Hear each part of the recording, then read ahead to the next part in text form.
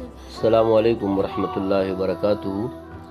اکثر لوگوں کے ذہن میں یہ سوال آتا ہے کہ کیا کرسمس کی مبارکباد دینا جائز ہے یا جائز نہیں ہے۔ دیکھیں، ایک بات یاد رکھیں کہ یہ عیسائی جو ہیں، یہ اس زمانے کے جو ہیں، یہ حضرت عیسیٰ علیہ السلام کو خدا کا درجہ دیتے ہیں اور اس کو اللہ تعالیٰ کا بیٹا سمجھتے ہیں، ٹھیک ہے۔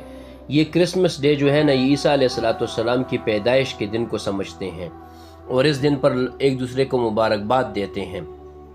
تو چونکہ وہ عیسیٰ علیہ السلام کو خدا مانتے ہیں اور اس کی پیدائش کا وہ تو ان کا اپنا مسئلہ ہے، اور عیسیٰ علیہ السلام کی پیدائش کی دن یعنی وہ آج کے دن ہمارا خدا پیدا ہوا تھا، تو اس دن پہ ایک دوسرے کو مبارکباد دیتے ہیں۔ تو اگر کوئی مسلمان بھی ان کے ساتھ اس عمل میں شریک ہو جائے تو یہ کفر پر اور شرک پر رضا ہے۔ تو کفر اور شرک پر راضی ہونا خود کفر اور شرک ہے۔